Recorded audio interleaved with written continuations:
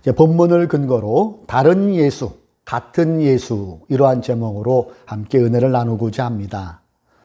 연세가 지긋하신 분들은 이분 사진들이 아마 반가우신 분들이 계실 것 같아요. 코미디언들이죠. 구봉서, 곽규석, 일명 막동이 구봉서, 후라이보이 곽규석이라고 하는 코미디언이었고, 국민들에게, 힘겨웠던 삶을 살아가는 국민들에게 당시 70년대에 많은 웃음을 선사했던 분이시죠. 이 두 분은 나이가 좀 먹어서 예수를 믿으셨더라고요.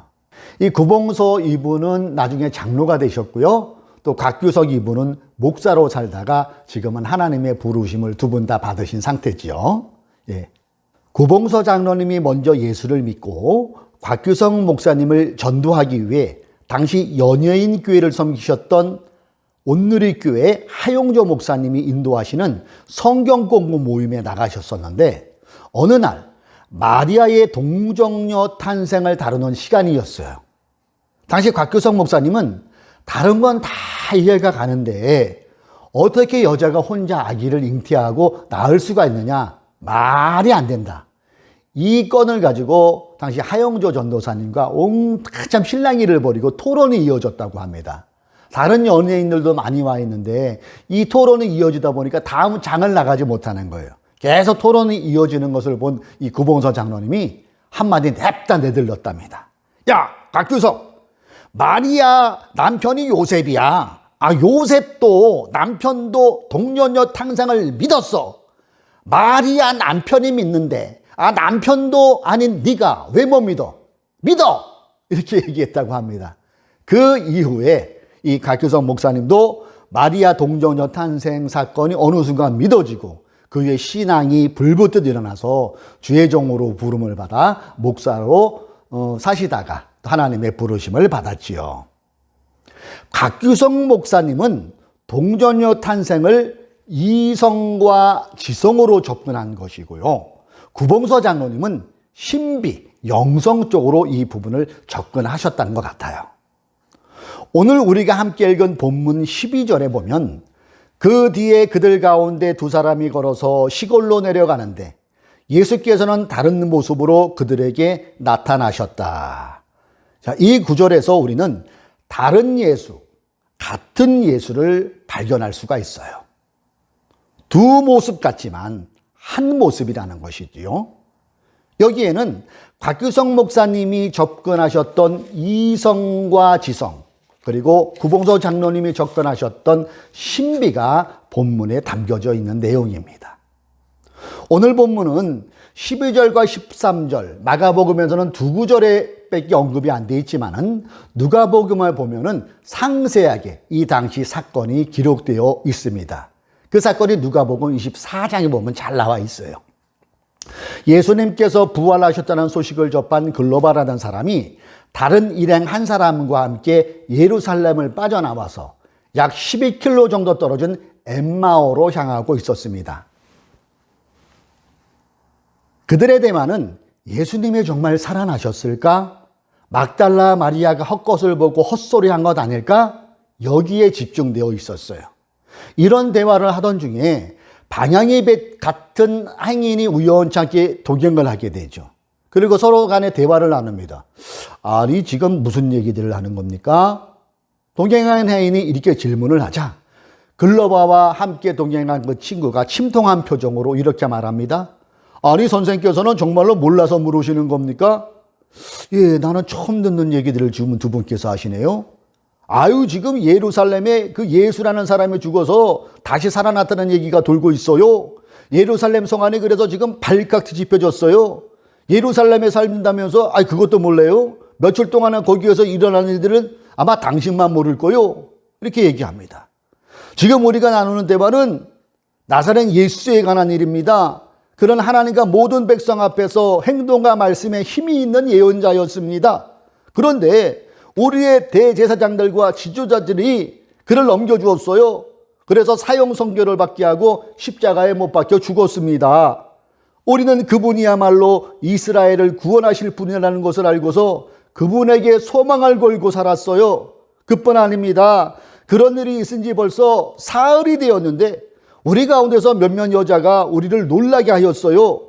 그들은 새벽에 무덤에 갔다가 그의 시신을 찾지 못하고 돌아와서 하는 말이 천사들의 환상을 보았다는 겁니다.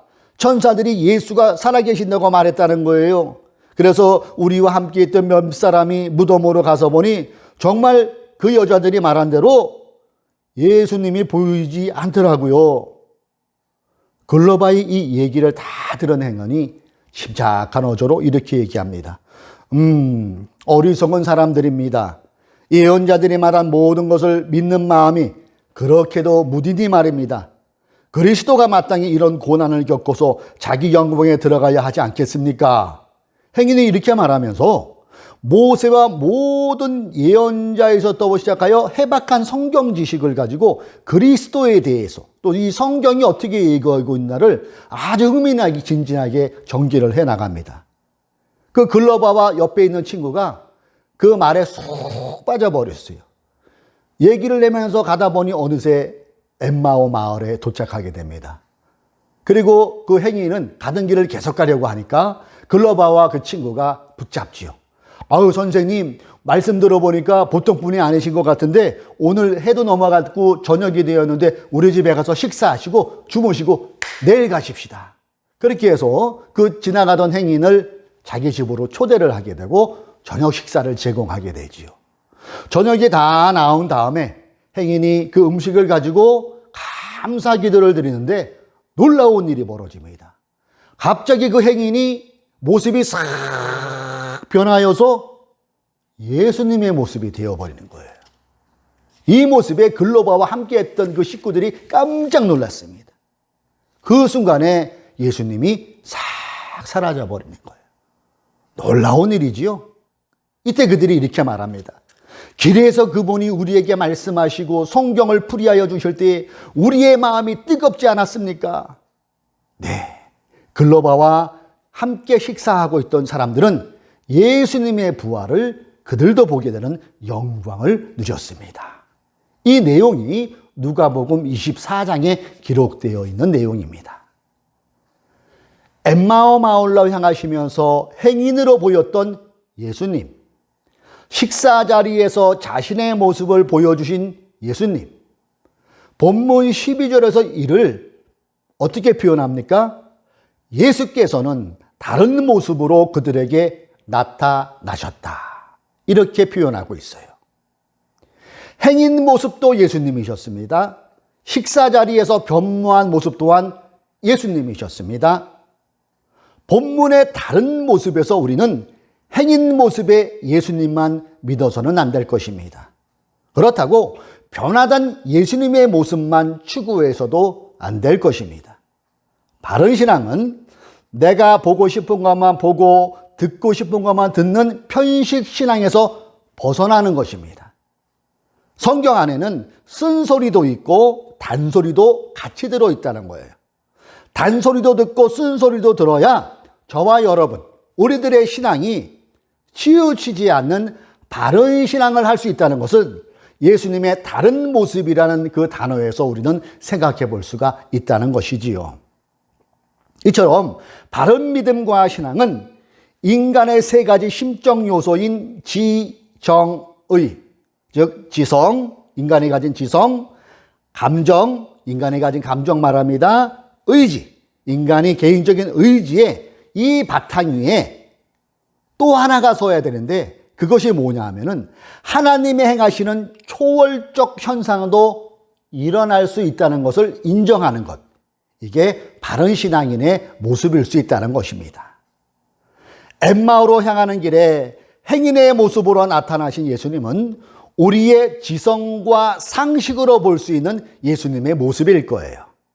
반면에 엠마오 글로바 집 식사 자리에서 변형된 예수님의 모습은 초자연적 현상에서의 예수님 모습이라는 것이지요.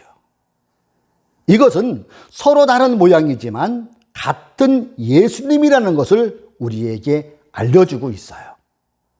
이처럼 지금도 우리 예수님은 행인의 모습으로, 때로는 변형된 모습으로 우리에게 나타나 주실 때가 있어요. 굳이 퍼센테이지로 치자면 각자의 체험은 다 다르니까 정확한 질수는 말씀드리지 못하고 대략 95대 5 정도면 어떨까요? 예.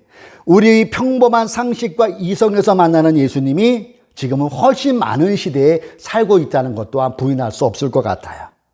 그러나 5% 정도에 해당하는 초월적 현상으로 나타나고 일하시는 변형된 예수님도 우리는 받아들여야 할 것이고, 바로 이런 믿음과 신앙생활이 바른 믿음, 바른 신앙생활이라는 것입니다.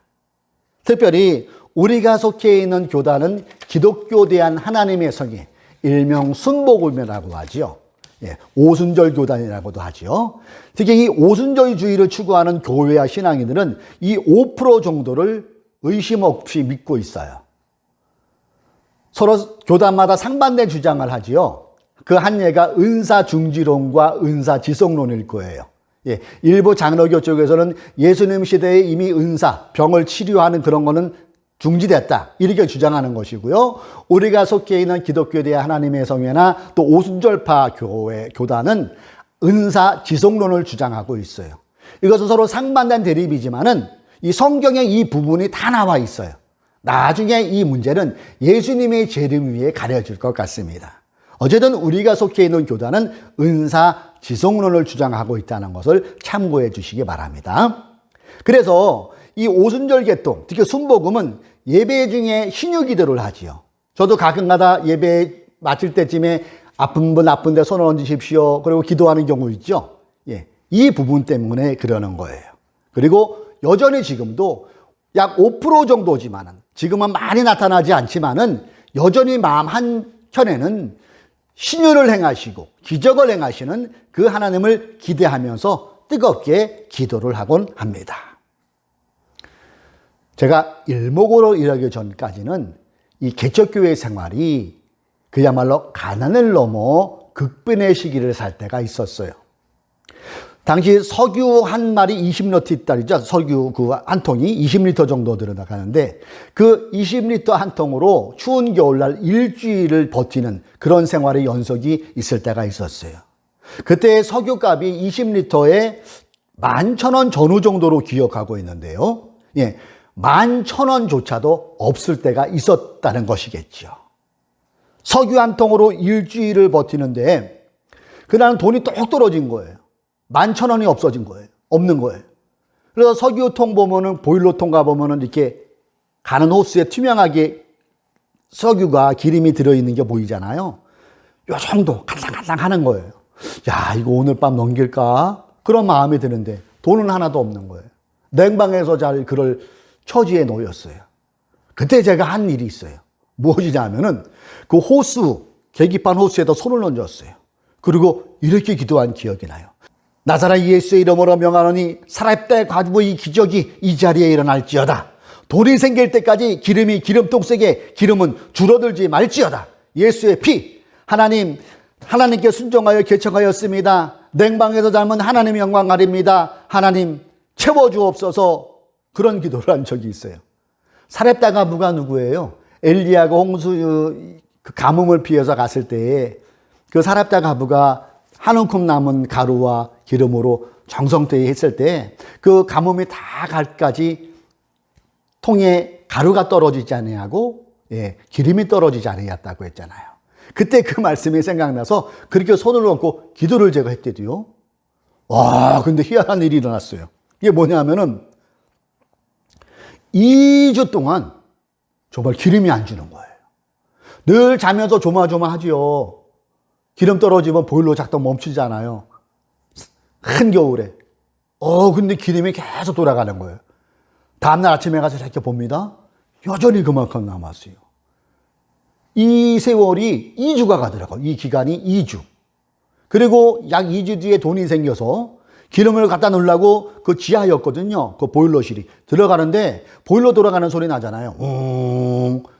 제가 그거를 딱 따고 누르려고 하니까 탁, 그때 멈추더라고요. 여러분, 제가 드리는 말씀 믿으시겠어요? 저는 체험했대도요, 그런 거를. 전율이 느껴지더라고요. 제가 드린 이 저의 체험은 신비 영역이에요. 초월적 현상이지요. 바로 이런 것이 본문에 나오는 변형된 예수님의 모습이 여기에 해당되는 걸 거예요. 그렇지만 우리 신앙생활하는 사람이 여기에만 꽂혀져 있으면 곤란해져요. 우리의 신앙이 너무 신비적 영역에만 꽂혀 있으면은 그때부터 나도 모르는 사이에 점점 우리의 신앙이 무인도 신앙이 되어갈 수 있다는 거예요. 무인도가 뭡니까? 사람이 안 사는 것이잖아요. 네, 사람이 안 사는 섬. 이처럼 무인도는 나 말고는 아무도 없는 그런 것 같은 신앙생활이 된다는 겁니다. 이웃의 존재가 없는, 이웃이 없어진 그런 신앙생활을 할 수 있다는 거예요. 이런 신앙은, 무인도 신앙은 하나님이 기뻐하는 신앙이 아니죠. 마태복음 5장 16절의 말씀입니다. 이같이 그들도 너희 착한 행실을 보고 하늘에 계신 너희 아버지께 영광을 돌리게 하라. 아멘. 이 말씀에서도 여러분 보세요. 너희 착한 행실을 나만 보는 게 아니죠. 이웃이 보여야 된다는 거예요. 그래서 주님께서는 나 온자가 하는 이웃을 지금 말씀하고 계시잖아요. 제가 아는 어느 권사님은 기도를 이분은 참 많이 하셨던 분이에요. 초월적 간증. 우리가 정말 이런 일이 일어날 수가 있는 그런 간증 체험을 많이 하신 분이에요. 그런데 나의 주장이 너무 세요. 그리고 나의 주장을 상대에게, 지역장, 구역장에게 막 강요를 해요.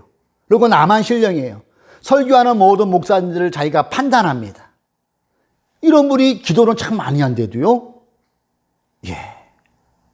안타깝지만 무인도 신앙인이 되는 거예요.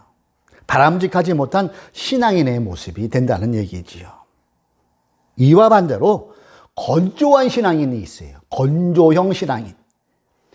이분들은 이성에 의한, 지성에 의한 나의 머리로 이해되는 것까지만 믿어요.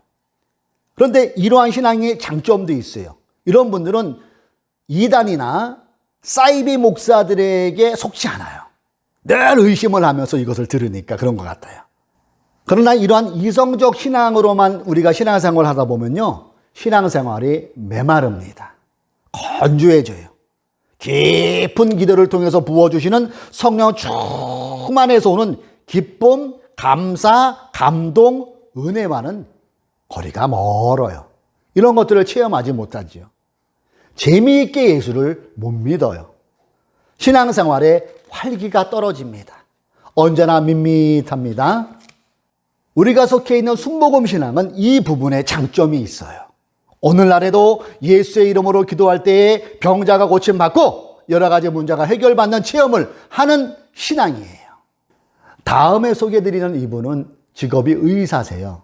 권사님이 결혼하고 몇십 년 동안 기도하며 전도해서 이 남편이 교회를 나오기 시작했어요. 이분은 의사인 만큼 모든 것을 과학적으로 생각을 하셨어요. 철저한 이성과 지성을 동원해서 신앙생활을 하는 분이셨어요.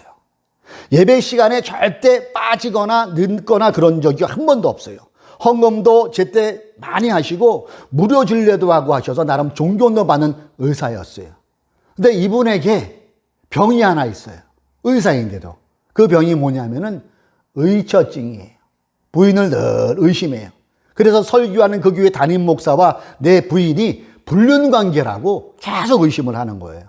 그러니 아내 되는 권사님이 얼마나 그 마음이 힘들고 스트레스가 받겠어요. 평일날 외출도 마음대로 못해요. 이 권사님이. 그리고 1시간 간격으로 남편에게 현재 자기의 위치를 전화로 알려줘야 돼요. 1분만 늦어도 바로 전화해서 불같이 화를 내요. 이 남편이. 예. 이분은 주변에 칭찬받고 존경은 받고 있었지만 마음은 언제나 황량한 바람이 부는 그야말로 건조하고 메마른 신앙생활의 연속이었어요. 순복음교회를 다니셨으니까 이분도 기도하는 모습을 많이 보겠죠. 통성으로 기도하면 뜨겁게 기도하거든요. 순복음교회가. 그러니까 주변에 자기 옆에 앞뒤의 사람들이 막 큰 소리로 소리를 지르면서 손을 올리고 방언으로 기도하니까 그게 이분은 못마땅한 거예요. 속으로 생각합니다. 아니 저렇게 요란하게 믿어야 돼. 품위 있게 이성적으로 지성적으로 믿어야지. 에이 못마땅해. 적당한 핑계대고 조용히 예배드리는 장로교회 같은 데로 가야지. 그런 생각을 종종 하고 났어요. 그런데 이분에게 놀라운 사건이 벌어집니다. 이분이 그해 춘계 부흥회 때 참석했다가 억지로 마지못해 참석했다가 이분이 불을 받은 거예요. 성령의 불을 받아버렸어요. 얼마나 성령이 강하게 뜨겁게 임했든지 그 예배당에서 대굴대굴 이리 굴고 저리 굴고 펄떡펄떡이고 난리가 나고, 그렇게 근엄하고 이성적이고 굉장히 자기 자존심을 굽힐 줄 모르는 사람인데 완전히 자존심이 구겨질 정도로 대굴대굴 굴러요. 그러면서 이번에 손을 들고 큰 소리로 얘기합니다. 아이고 주여, 너무 뜨겁습니다. 불이 너무 뜨겁습니다. 이제 그만 내려주세요 하나님. 이 정도로 놀라운 성령의 불을 체험했어요. 그 이후 그분의 신앙이 180도 달라져 버립니다. 성령을 받기 전에는 3분만 기도도 할 거리가 없어요. 그런데 성령이 임하고 그 표적으로 방언을 받아버리니까 1시간, 2시간은 거뜬하게 기도할 수 있는 그런 기도의 사람이 되어버렸습니다. 그리고 의처증도 싹 사라져버렸어요. 예수 믿는 게 밋밋하지 않고 건조하지 않고 재미가 있는 거예요. 설교 때마다 은혜와 감사가 넘쳐나게 되고 나중에는 그 교회의 장로가 되어서서 기쁨으로 봉사하다가 하나님의 부름을 받으셨어요. 사랑하는 성도 여러분, 엠마오로 향했던 두 제자에게 다른 모습으로 나타나셨던 주님의 모습에서 우리는 본문을 통해서 오늘 건져 올려야 할 하늘 뜻 푸른 교회에 주시는 메시지는 그럼 무엇일까요? 그것은 다른 예수, 같은 예수입니다. 행인 모습을 하고 나타나셨던 예수님, 식사 자리에서 변화한 모습의 예수님, 이것은 다른 것 같지만 하나인 예수님이셨어요. 이렇게 다른 모습에서 우리의 바른 믿음과 신앙은 어떠해야 하는가를 우리는 생각해 보아야 된다는 것이지요. 그것은 우리의 신앙이 신비와 지성이 조화를 이루어갈 때 비로소 건강한 신앙인, 하나님을 바르게 믿을 수 있는 신앙인이 될 수 있다는 것일 것입니다. 계속 지속되고 있는 코로나는 일부 극단적 주장을 펼치며 자기의 주장을 상대에게 강요까지 해대므로 이웃에게 피해를 주고 있습니다. 이런 단체들이 있어요. 본인들은 이러한 행동들이 나라를 사랑하고 나라를 구하고 복음을 전한다고 하지만 정작 그들은 자신들의 주변을 점점 무인도, 사람이 살지 않는 섬으로 만들어가고 있는 것조차도 모르고 있다는 것 같습니다. 여야 정당들도 이들에게 함께하자는 손을 내밀지 않아요. 그것은 무엇을 말합니까?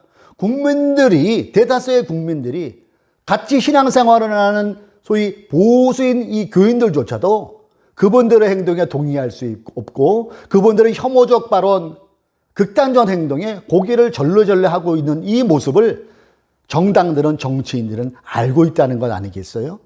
만약 그들에게 손을 내밀어서 100을 얻는다면 그 손을 잡음으로 인해서 만을 잃을 수 있다는 위기감을 그들은 알고 있다는 것이죠. 그분들은 방송도, 여기에 꽂힌 많은 분들은 방송도 일반 방송을 안 보시더라고요.